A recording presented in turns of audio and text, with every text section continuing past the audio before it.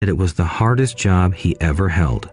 My rich dad, on the other hand, spent his life doing his best to keep his companies from becoming unionized. He was successful. Although the unions came close, Rich Dad was always able to fight them off. Personally, I take no sides because I can see the need for and the benefits of both sides. If you do as school recommends, become highly specialized, then seek union protection. For example, had I continued with my flying career, I would have sought a company that had a strong pilots union. Why? Because my life would be dedicated to learning a skill that was valuable in only one industry. If I were pushed out of that industry, my life's skills would not be as valuable to another industry. A displaced senior pilot with 100,000 hours of heavy airline transport time, earning $150,000 a year, would have a hard time finding an equivalent high-paying job teaching in school. Skills do not necessarily transfer from industry to industry. Skills the pilots are paid for in the airline industry are not as important in, say, the school system. The same is true even for doctors today. With all the changes in medicine, many medical specialists are needing to conform to medical organizations such as HMOs. School teachers definitely need to be union members. Today in America, the teachers' union is the largest and the richest labor union of all. The NEA, the National Education Association, has tremendous political clout. Teachers need the protection of their union because their skills are also of limited value to an industry outside of education. So the rule of thumb is highly specialized, then unionize. It's the smart thing to do. When I ask the classes I teach, how many of you can cook a better hamburger than McDonald's, almost all the students raise their hands. I then ask, so if most of you can cook a better hamburger, how come McDonald's makes more money than you? The answer is obvious. McDonald's is excellent at business systems. The reason so many talented people are poor is because they focus on building a better hamburger and know little to nothing about business systems. A friend of mine in Hawaii is a great artist. He makes a sizable amount of money. One day, his mother's attorney called to tell him that she had left him $35,000. That is what was left of her estate after the attorney and the government took their shares. Immediately, he saw an opportunity to increase his business by using some of this money to advertise. 2 months later, his first 4-color full-page ad appeared in an expensive magazine that targeted the very rich. The ad ran for 3 months. He received no replies from the ad, and all of his inheritance is now gone. He now wants to sue the magazine for misrepresentation. This is a common case of someone who can build a beautiful hamburger but knows little about business. When I asked him what he learned, his only reply was, "Advertising salespeople are crooks." I then asked him if he would be willing to take a course in sales and a course in direct marketing. His reply, "I don't have the time, and I don't want to waste my money." The world is filled with talented poor people. All too often, they're poor or struggle financially or earn less than they are capable of, not because of what they know, but because of what they do not know. They focus on perfecting their skills at building a better hamburger rather than the skills of selling and delivering the hamburger. Maybe McDonald's does not make the best hamburger, but they are the best at selling and delivering a basic average burger. Poor Dad wanted me to specialize. That was his view on how to be paid more. Even after being told by the governor of Hawaii that he could no longer work in state government, my educated dad continued to encourage me to get specialized. Educated Dad then took up the cause of the teachers' union, campaigning for further protection and benefits for these highly skilled and educated professionals. We argued often, but I know he never agreed that over-specialization is what caused the need for union protection. He never understood that the more specialized you become, the more you are trapped and dependent on that specialty. Rich Dad advised that Mike and I groom ourselves. Many corporations do the same thing. They find a young, bright student just out of business school and begin grooming that person to someday take over the company. So these bright young employees do not specialize in one department. They are moved from department to department to learn all the aspects of business systems. The rich often groom their children or the children of others. By doing so, their children gain an overall knowledge of the operations of the business and how the various departments interrelate. For the World War II generation, it was considered bad to skip from company to company. Today, it is considered smart. Since people will skip from company to company rather than seek greater specialization in skills, why not seek to learn more than to earn? In the short term, it may earn you less, but it will pay dividends in the long term. The main management skills needed for success are 1. Management of cash flow, 2. Management of systems, 3. Management of people.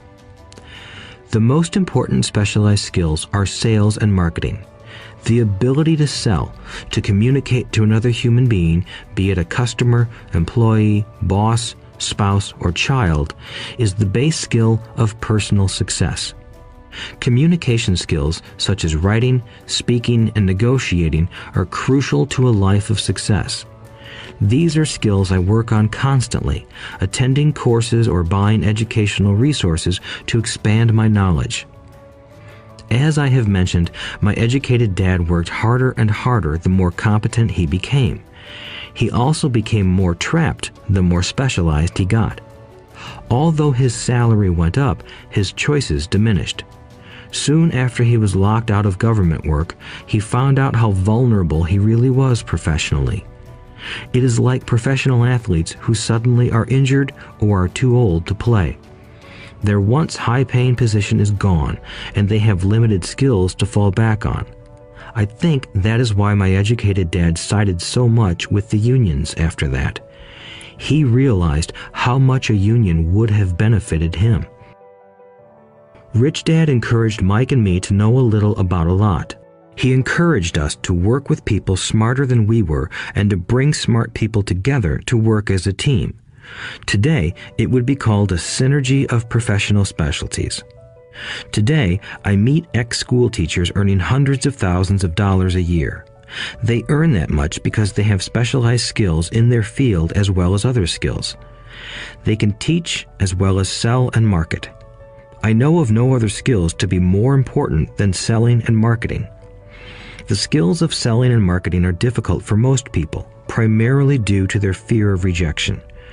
The better you are at communicating, negotiating, and handling your fear of rejection, the easier life is. Just as I advised that newspaper writer who wanted to become a best-selling author, I advise anyone else today. Being technically specialized has its strengths as well as its weaknesses. I have friends who are geniuses, but they cannot communicate effectively with other human beings and, as a result, their earnings are pitiful. I advise them to just spend a year learning to sell. Even if they earn nothing, their communication skills will improve, and that is priceless. In addition to being good learners, sellers, and marketers, we need to be good teachers as well as good students.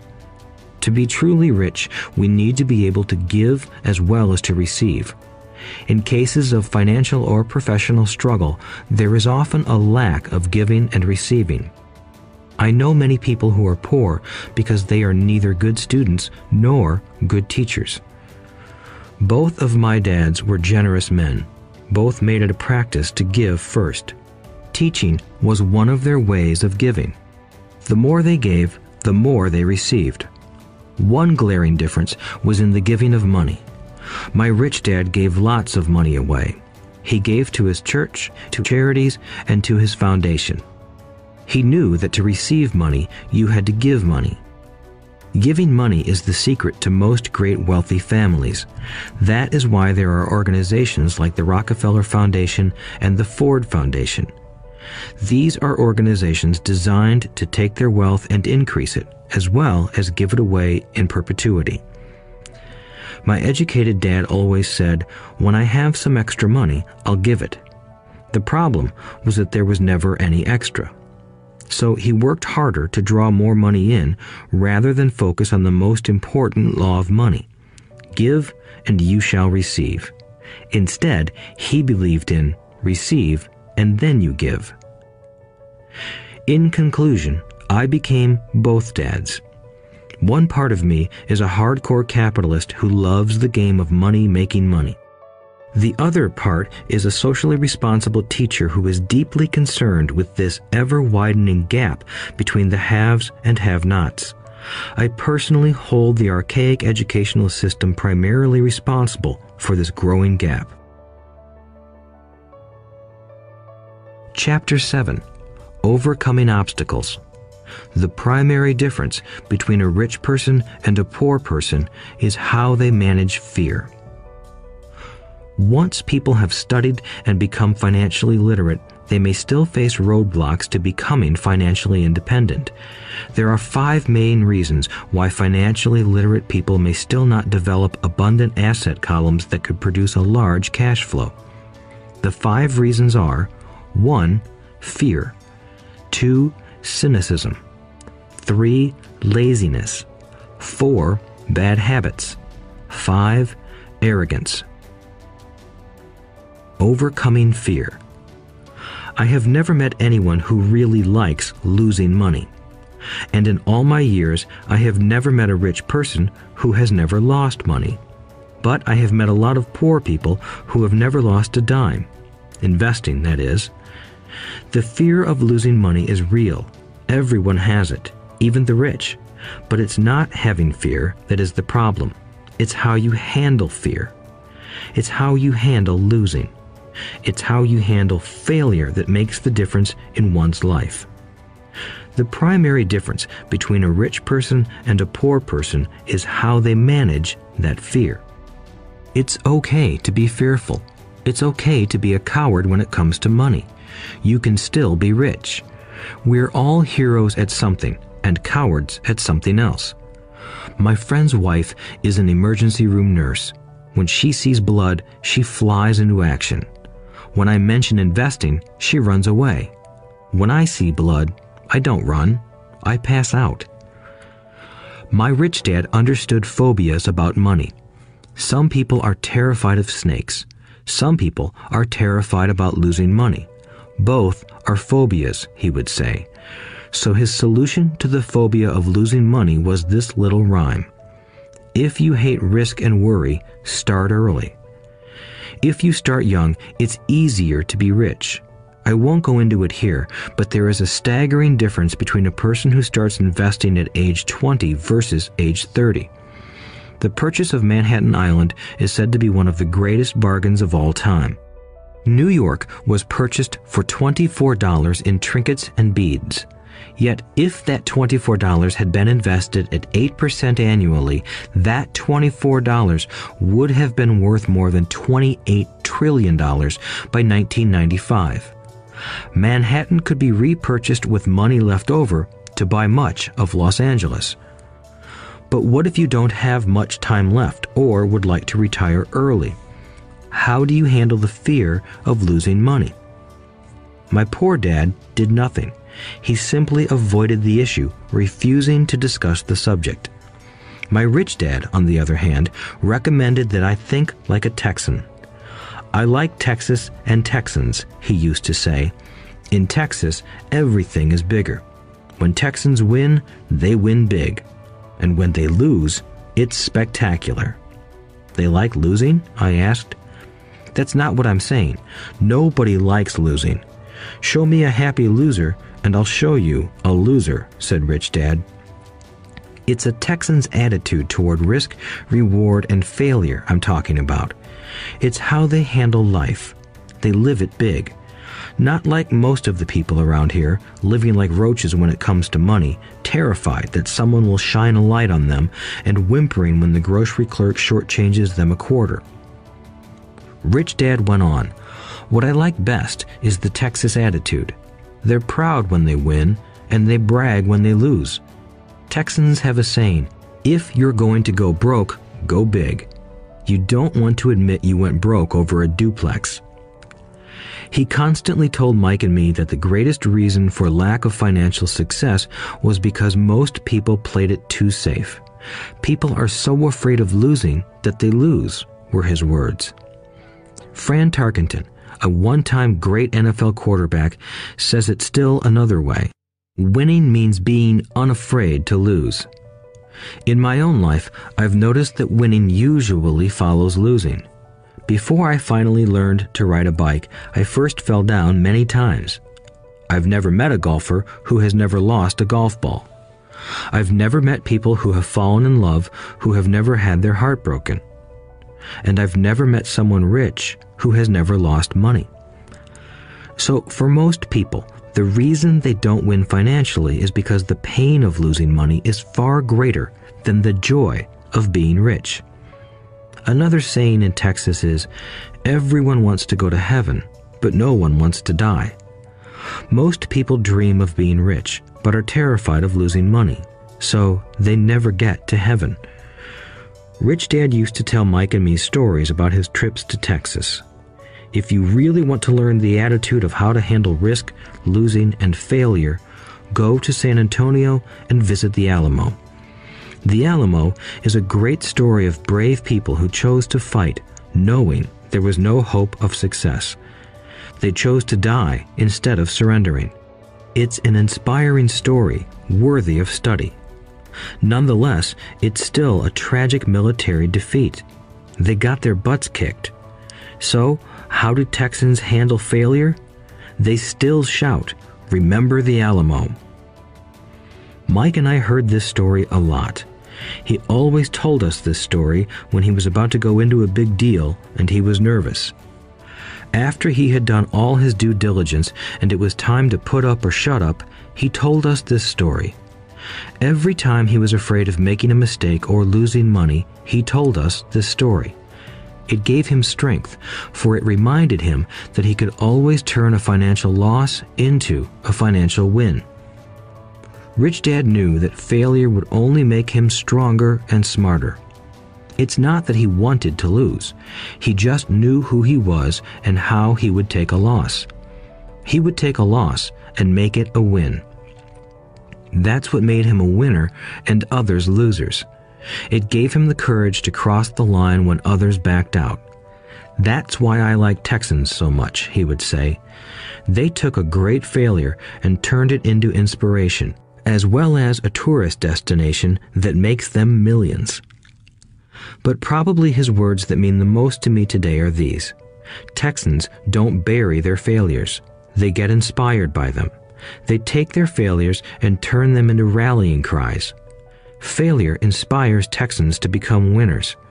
But that formula is not just the formula for Texans. It is the formula for all winners.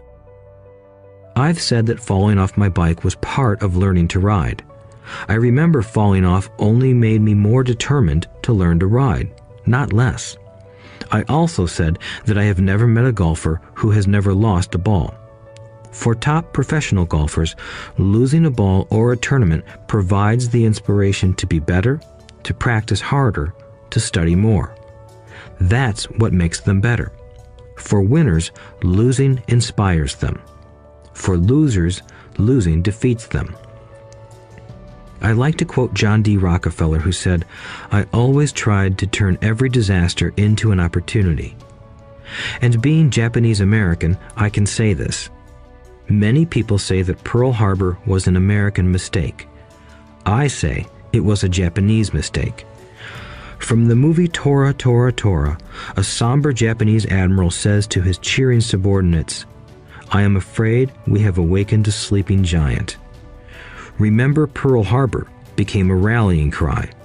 It turned one of America's greatest losses into the reason to win.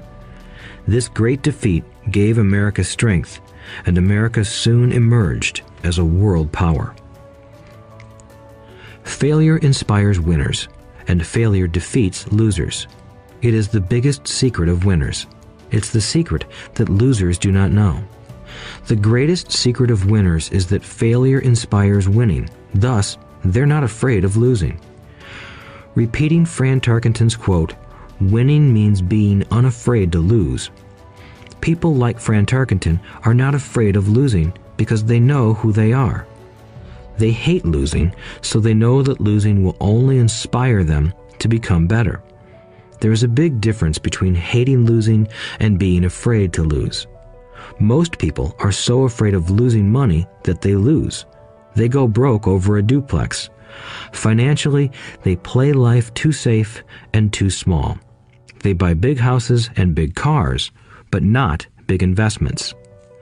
The main reason that over 90% of the American public struggles financially is because they play not to lose. They don't play to win. They go to their financial planners or accountants or stockbrokers and buy a balanced portfolio. Most have lots of cash in CDs, low-yield bonds, mutual funds that can be traded within a mutual fund family, and a few individual stocks. It is a safe and sensible portfolio, but it is not a winning portfolio. It is a portfolio of someone playing not to lose. Don't get me wrong, it's probably a better portfolio than more than 70% of the population has, and that's frightening. It's a great portfolio for someone who loves safety. But playing it safe and balanced on your investment portfolio is not the way successful investors play the game. If you have little money and you want to be rich, you must first be focused, not balanced.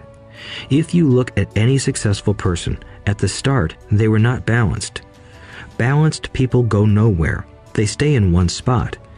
To make progress, you must first go unbalanced. Just look at how you make progress walking. Thomas Edison was not balanced. He was focused. Bill Gates was not balanced. He was focused. Donald Trump is focused. George Soros is focused. George Patton did not take his tanks wide. He focused them and blew through the weak spots in the German line. The French went wide with the Maginot Line, and you know what happened to them. If you have any desire to be rich, you must focus. Do not do what poor and middle-class people do, put their few eggs in many baskets. Put a lot of your eggs in a few baskets and focus. Follow one course until successful. If you hate losing, play it safe. If losing makes you weak, play it safe. Go with balanced investments. If you're over 25 years old and are terrified of taking risks, don't change. Play it safe, but start early. Start accumulating your nest egg early because it will take time. But if you have dreams of freedom, of getting out of the rat race, the first question to ask yourself is, how do I respond to failure? If failure inspires you to win, maybe you should go for it, but only maybe. If failure makes you weak or causes you to throw temper tantrums, like spoiled brats who call attorneys to file lawsuits every time something doesn't go their way, then play it safe. Keep your daytime job, or buy bonds or mutual funds. But remember, there is risk in those financial instruments also, even though they may appear safe. I say all this, mentioning Texas and Fran Tarkenton, because stacking the asset column is easy. It's really a low-aptitude game. It doesn't take much education. 5th grade math will do. But building your asset column is a game in which attitude plays a major role. It takes guts, patience, and a great attitude toward failure. Losers avoid failing, and failure turns losers into winners. Just remember the Alamo. Overcoming cynicism. The sky is falling. The sky is falling. Most of us know the story of Chicken Little, who ran around warning the barnyard of impending doom. We all know people who are that way. There's a Chicken Little inside each of us. As I stated earlier, the cynic is really a little chicken. We all get a little chicken when fear and doubt cloud our thoughts. All of us have doubts. I'm not smart. I'm not good enough. So-and-so is better than me. Our doubts often paralyze us. We play the what-if game. What if the economy crashes right after I invest? What if I lose control and I can't pay the money back? What if things don't go as I planned? Or we have friends or loved ones who will remind us of our shortcomings. They often say, "What makes you think you can do that? If it's such a good idea, how come someone else hasn't done it? That will never work. You don't know what you're talking about." These words of doubt often get so loud that we fail to act. A horrible feeling builds in our stomach. Sometimes we can't sleep. We fail to move forward. So we stay with what is safe, and opportunities pass us by. We watch life passing by as we sit immobilized with a cold knot in our body. We have all felt this at one time in our lives, some more than others. Peter Lynch of Fidelity Magellan Mutual Fund fame refers to warnings about the sky falling as noise, and we all hear it. Noise is either created inside our heads or comes from outside, often from friends, family, co-workers, and the media. Lynch recalls the time during the 1950s when the threat of nuclear war was so prevalent in the news that people began building fallout shelters and storing food and water. If they had invested that money wisely in the market, instead of building a fallout shelter, they'd probably be financially independent today. When violence breaks out in a city, gun sales go up all over the country. A person dies from rare hamburger meat in the state of Washington, and the Arizona Health Department orders restaurants to have all beef cooked well done. A drug company runs a TV commercial in February showing people catching the flu. Colds go up as well as sales of cold medicine. Most people are poor because when it comes to investing, the world is filled with Chicken Littles running around yelling, "The sky is falling, the sky is falling." And Chicken Littles are effective because every one of us is a little chicken. It often takes great courage to not let rumors and talk of doom and gloom affect your doubts and fears. But a savvy investor knows that the seemingly worst of times is actually the best of times to make money. When everyone else is too afraid to act, they pull the trigger and are rewarded. Some time ago, a friend named Richard came from Boston to visit Kim and me in Phoenix. He was impressed with what we had done through stocks and real estate. The Phoenix real estate prices were depressed. We spent 2 days showing him what we thought were excellent opportunities for cash flow and capital appreciation. Kim and I are not real estate agents. We are strictly investors. After identifying a unit in a resort community, we called an agent who sold it to him that afternoon. The price was a mere $42,000 for a 2-bedroom townhome. Similar units were going for $65,000. He had found a bargain. Excited, he bought it and returned to Boston. 2 weeks later, the agent called to say that our friend had backed out. I called immediately to find out why. All he said was that he talked to his neighbor, and his neighbor told him it was a bad deal. He was paying too much. I asked Richard if his neighbor was an investor. Richard said he was not. When I asked why he listened to him, Richard got defensive and simply said he wanted to keep looking. The real estate market in Phoenix turned, and a few years later, that little unit was renting for $1,000 a month, $2,500 in the peak winter months. The unit was worth $95,000. All Richard had to put down was $5,000, and he would have had a start at getting out of the rat race. Today, he still has done nothing. Richard's backing out did not surprise me. It's called buyer's remorse, and it affects all of us. The little chicken won, and a chance at freedom was lost. In another example, I hold a small portion of my assets in tax lien certificates instead of CDs. I earn 16% per year on my money, which certainly beats the interest rates banks offer on CDs. The certificates are secured by real estate and enforced by state law, which is also better than most banks. The formula they're bought on makes them safe. They just lack liquidity. So I look at them as 2 to 7 year CDs. Almost every time I tell someone that I hold my money this way, especially if they have money in CDs, they will tell me it's risky. They tell me why I should not do it.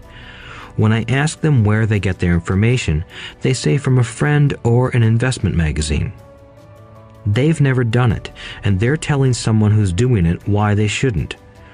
The lowest yield I look for is 16%, but people who are filled with doubt are willing to accept a far lower return. Doubt is expensive. My point is that it's those doubts and cynicism that keep most people poor and playing it safe. The real world is simply waiting for you to get rich. Only a person's doubts keep them poor. As I said, getting out of the rat race is technically easy. It doesn't take much education, but those doubts are cripplers for most people. Cynics never win, said Rich Dad. Unchecked doubt and fear creates a cynic. Cynics criticize and winners analyze was another of his favorite sayings. Rich Dad explained that criticism blinded while analysis opened eyes. Analysis allowed winners to see that critics were blind and to see opportunities that everyone else missed.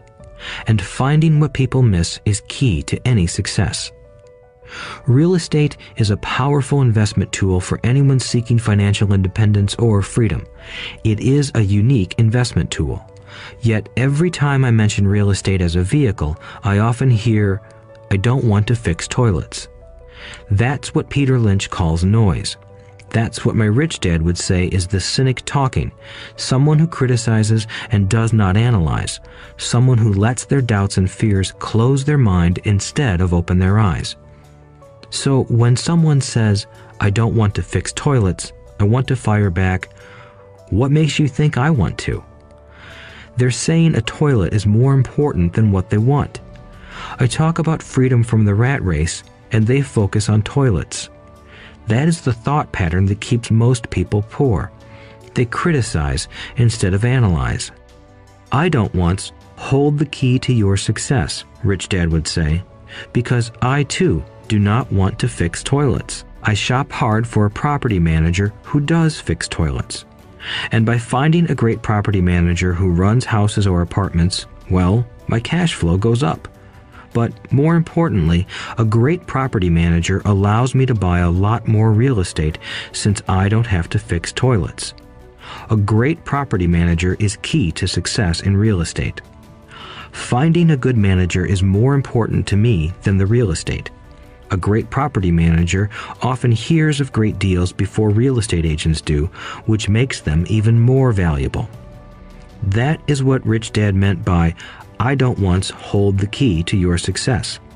Because I do not want to fix toilets either, I figured out how to buy more real estate and expedite my getting out of the rat race.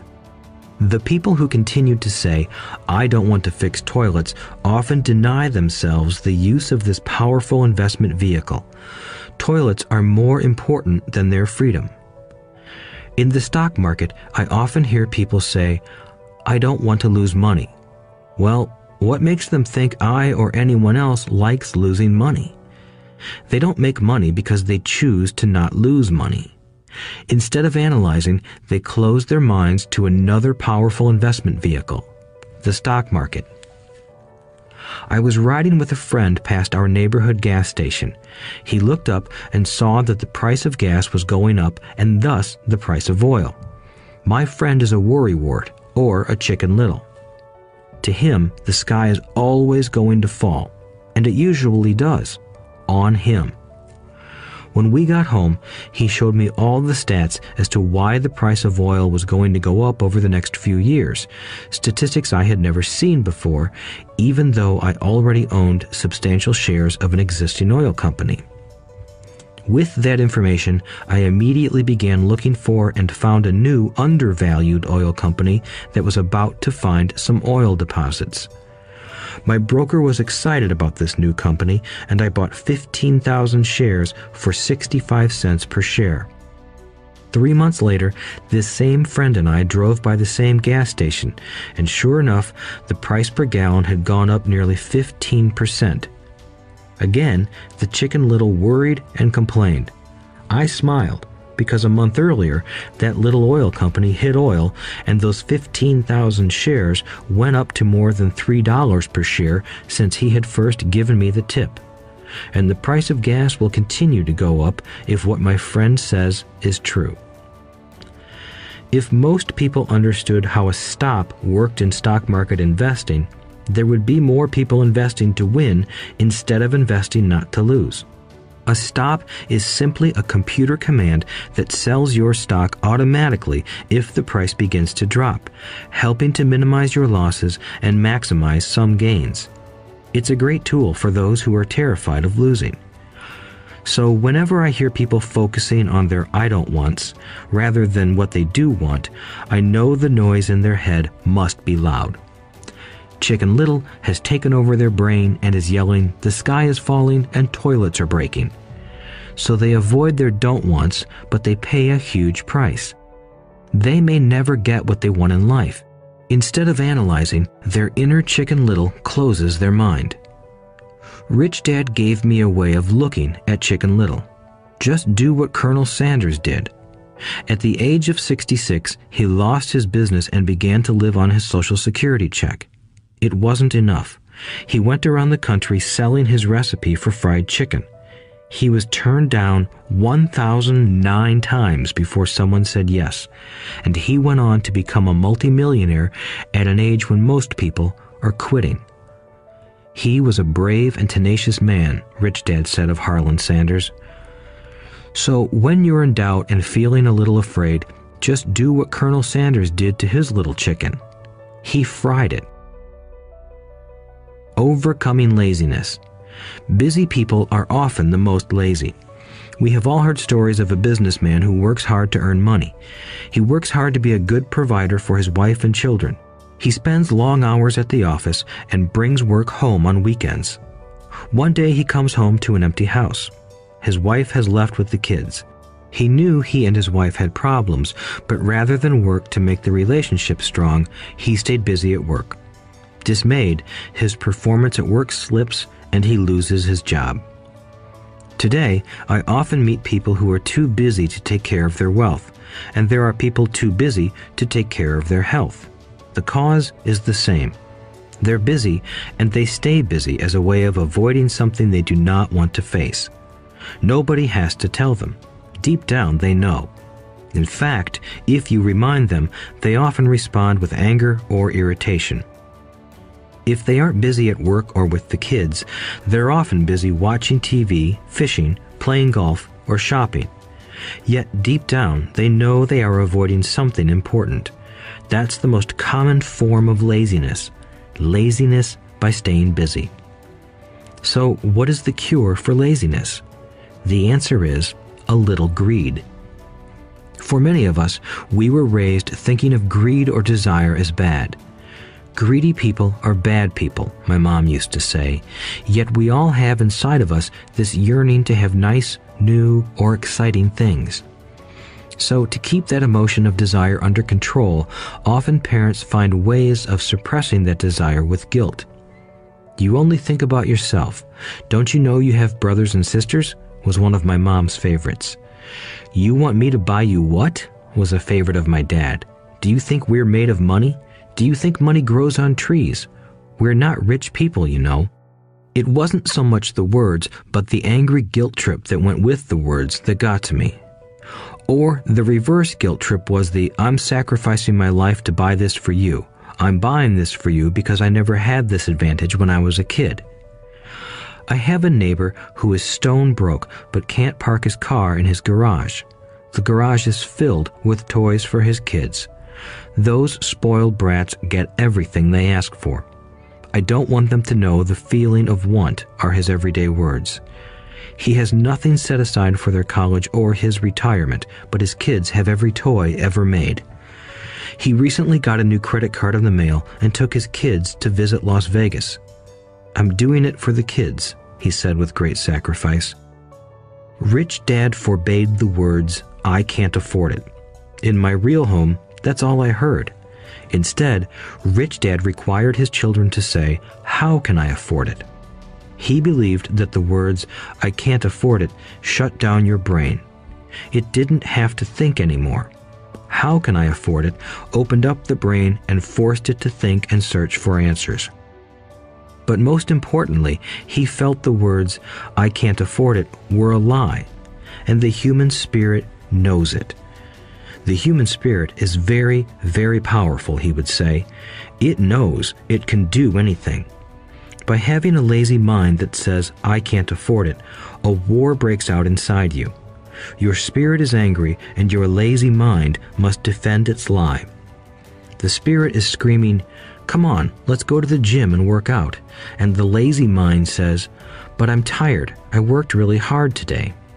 Or the human spirit says, "I'm sick and tired of being poor. Let's get out there and get rich." To which the lazy mind says, "Rich people are greedy. Besides, it's too much bother. It's not safe. I might lose money. I'm working hard enough as it is. I've got too much to do at work anyway. Look at what I have to do tonight. My boss wants it finished by morning." "I can't afford it" also causes sadness, a helplessness that leads to despondency and often depression. "How can I afford it" opens up possibilities, excitement, and dreams. So Rich Dad was not so concerned about what we wanted to buy as long as we understood that "how can I afford it" creates a stronger mind and a dynamic spirit. Thus, he rarely gave Mike or me anything. He would instead ask, "How can you afford it?" And that included college, which we paid for ourselves. It was not the goal, but the process of attaining the goal that he wanted us to learn. The problem I see today is that there are millions of people who feel guilty about their desire or their greed. It's old conditioning from their childhood. While they desire to have the finer things that life offers, most have been conditioned subconsciously to say, "I can't have that," or "I'll never be able to afford that." When I decided to exit the rat race, it was simply a question of how can I afford to never work again? And my mind began to kick out answers and solutions. The hardest part was fighting my real parents' dogma. We can't afford that. Stop thinking only about yourself. Why don't you think about others? And other similar sentiments designed to instill guilt to suppress my greed.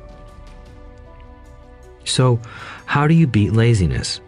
Once again, the answer is a little greed. It's that radio station WIIFM, which stands for "What's in it for me?" A person needs to sit down and ask, what would my life be like if I never had to work again? What would I do if I had all the money I needed? Without that little greed, the desire to have something better, progress is not made. Our world progresses because we all desire a better life. New inventions are made because we desire something better. We go to school and study hard because we want something better. So whenever you find yourself avoiding something you know you should be doing, then the only thing to ask yourself is, what's in it for me? Be a little greedy. It's the best cure for laziness. Too much greed, however, as anything in excess can be, is not good. But just remember what Michael Douglas said in the movie Wall Street. Greed is good. Rich Dad said it differently. Guilt is worse than greed, for guilt robs the body of its soul. I think Eleanor Roosevelt said it best. Do what you feel in your heart to be right, for you'll be criticized anyway. You'll be damned if you do, and damned if you don't. Overcoming bad habits. Our lives are a reflection of our habits more than our education. After seeing the movie Conan the Barbarian, starring Arnold Schwarzenegger, a friend said, "I'd love to have a body like Schwarzenegger." Most of the guys nodded in agreement. "I even heard he was really puny and skinny at one time," another friend added. "Yeah, I heard that too," another one said. "I heard he has a habit of working out almost every day in the gym." "Yeah, I'll bet he has to." "Nah," said the group's cynic. "I'll bet he was born that way. Besides, let's stop talking about Arnold and get some beers." This is an example of habits controlling behavior. I remember asking my rich dad about the habits of the rich.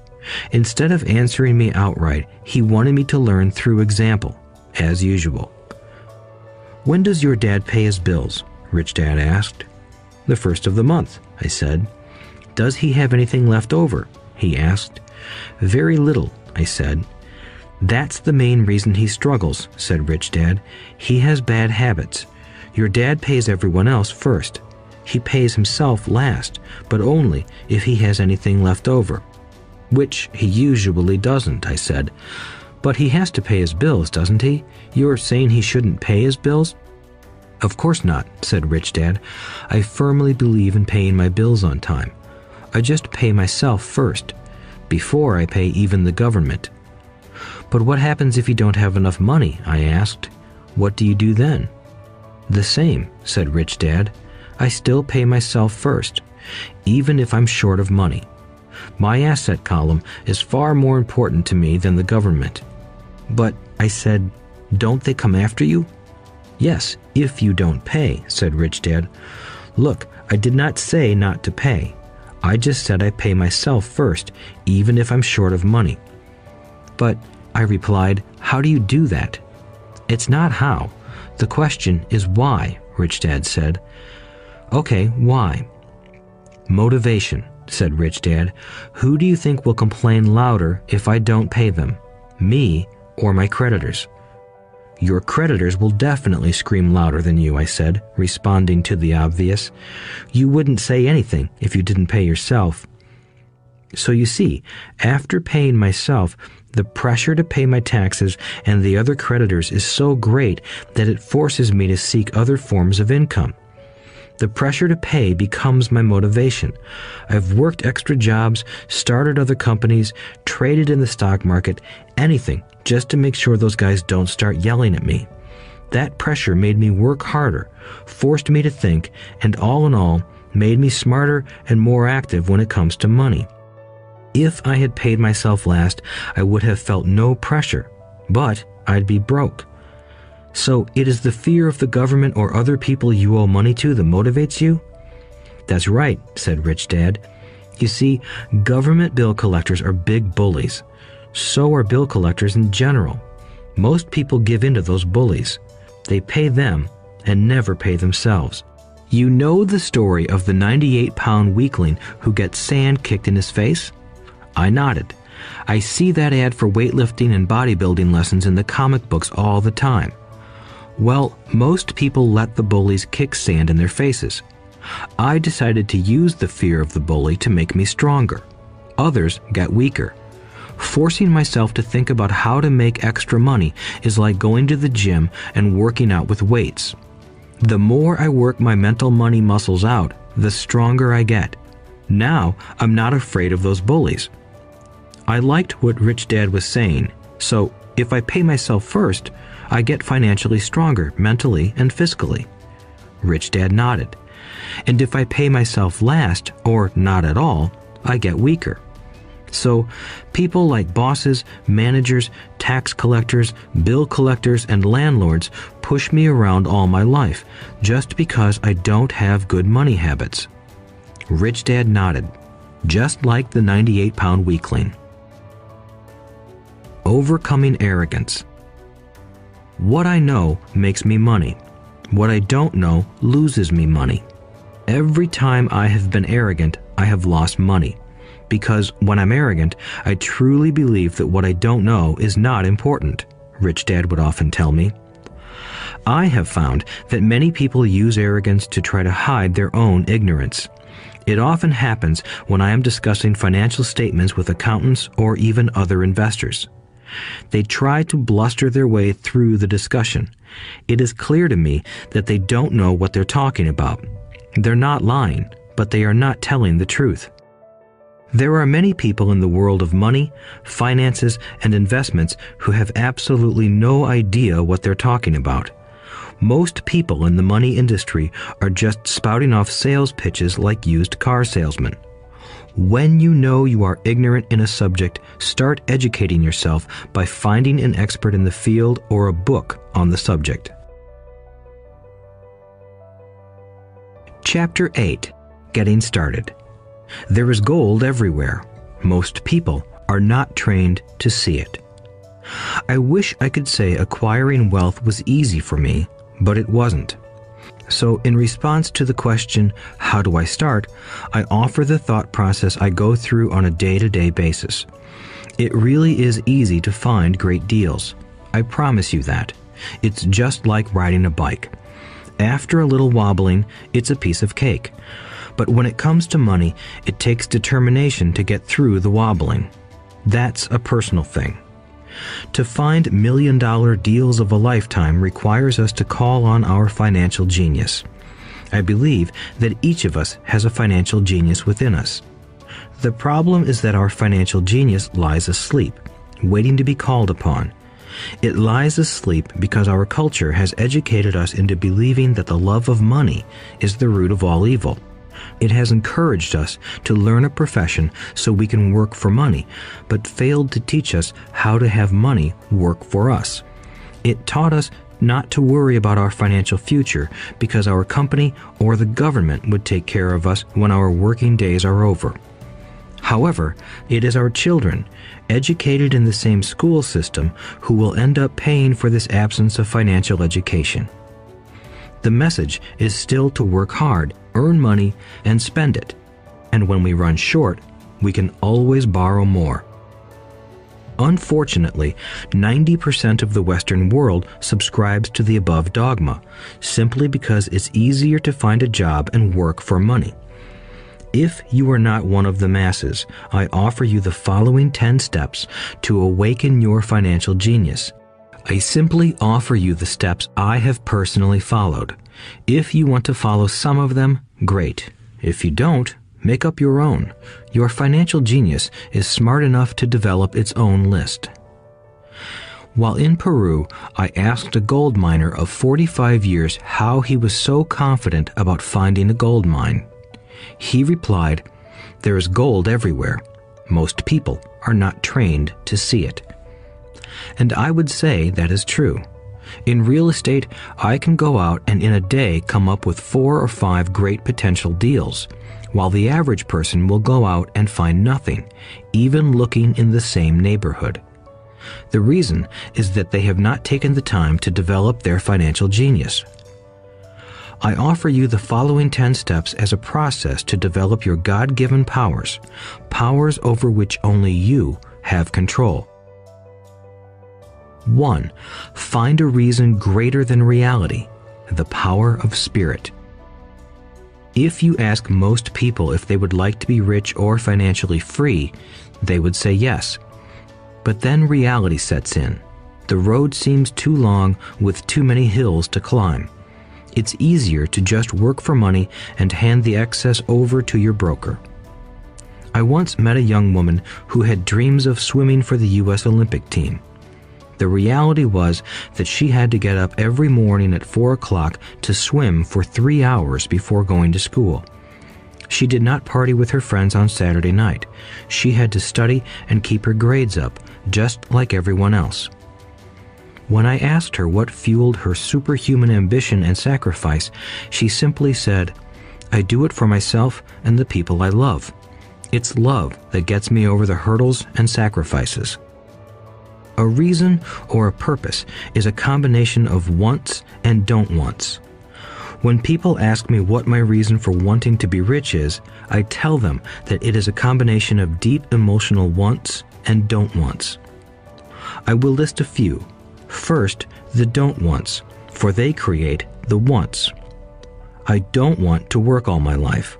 I don't want what my parents aspired for, which was job security and a house in the suburbs. I don't like being an employee. I hated that my dad always missed my football games because he was so busy working on his career. I hated it when my dad worked hard all his life and the government took most of what he worked for at his death. He could not even pass on what he worked so hard for when he died. The rich don't do that. They work hard and pass it on to their children. Now, the wants. I want to be free to travel the world and live in the lifestyle I love. I want to be young when I do this. I want to simply be free. I want control over my time and my life.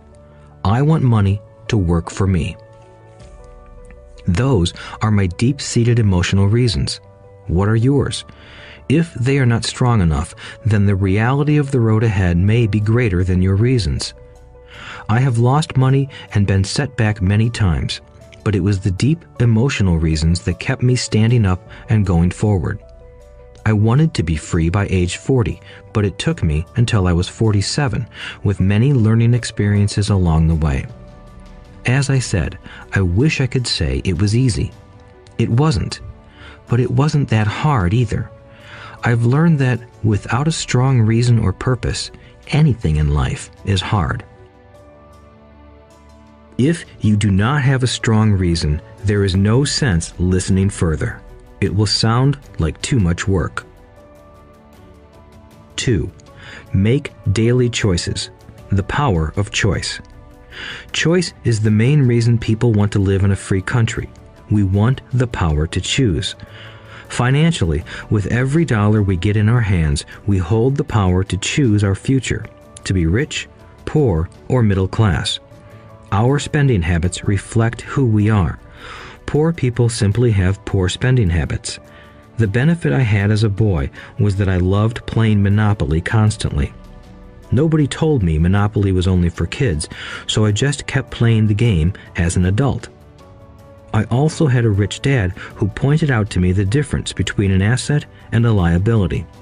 So a long time ago, as a little boy, I chose to be rich, and I knew that all I had to do was learn to acquire assets, real assets. My best friend, Mike, had an asset column handed to him, but he still had to choose to learn to keep it. Many rich families lose their assets in the next generation simply because there was no one trained to be a good steward over their assets. Most people choose not to be rich. For 90% of the population, being rich is too much of a hassle. So they invent sayings that go, "I'm not interested in money. I'll never be rich. I don't have to worry. I'm still young. When I make some money, then I'll think about my future. My husband or wife handles the finances."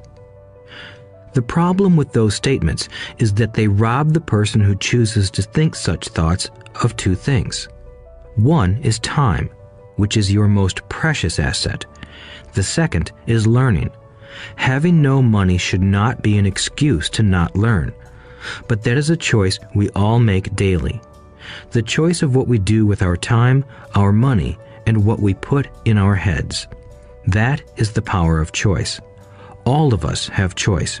I just choose to be rich, and I make that choice every day. Invest first in education. In reality, the only real asset you have is your mind, the most powerful tool we have dominion over.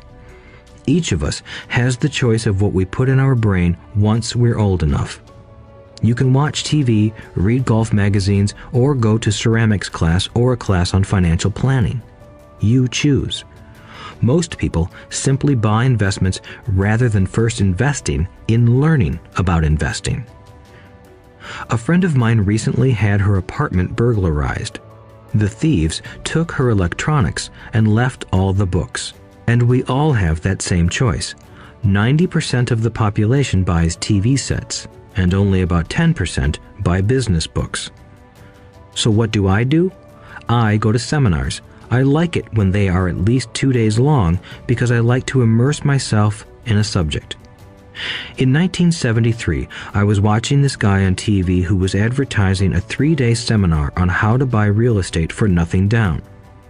I spent $385, and that course has made me at least $2 million, if not more. But more importantly, it bought me life. I don't have to work for the rest of my life because of that one course. I go to at least 2 such courses every year. I love CDs and audiobooks. The reason? I can easily review what I just heard. I was listening to an investor say something I completely disagreed with.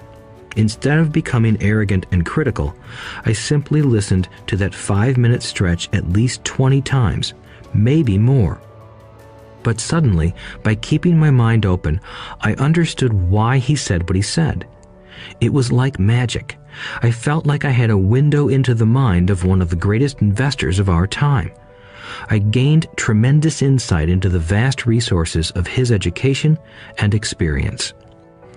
The net result? I still have the old way I used to think, and I now have a new way of